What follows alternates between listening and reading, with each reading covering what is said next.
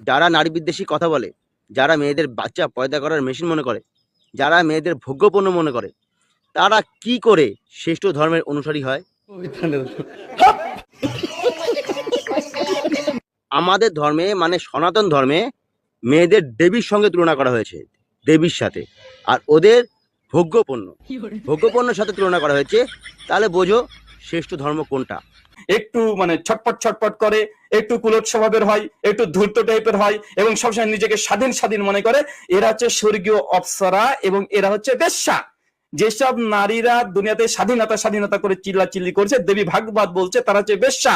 সনাতন ধর্মের নারীর অধিকারের কথা বললে সে নারী হচ্ছে বেশ্যা।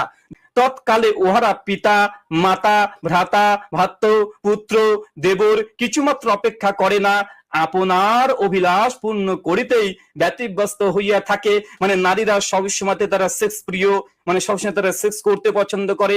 এই জন্য যখন তাদের সেক্স উঠে পড়ে তখন বাপ ভাই বেটা কেউ দেখে না, যাকে পাই তার সঙ্গে নাকি করে। চমৎকার। সনাতনী দিদিরা কি এমনটাই করেন আপনারা? বাবা ভাই কিছু দেখেন না, বলতে চায় না, যেহেতু অভিযোগ করেছে তাই জবাব দিচ্ছি। চলুন আমরা আরেকটা দেখি।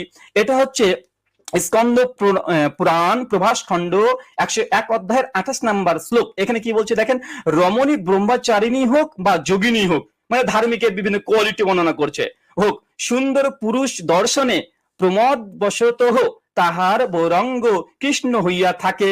মানে হিন্দু সনাতনী যত বড়ই তারা ধার্মিক হোক না কেন, যত বড়ই ধার্মিক হোক না কেন, তারা সুন্দর পুরুষ দেখলেই তাদের জনিরস ভিজে যায়, এমনটাই বলা হচ্ছে।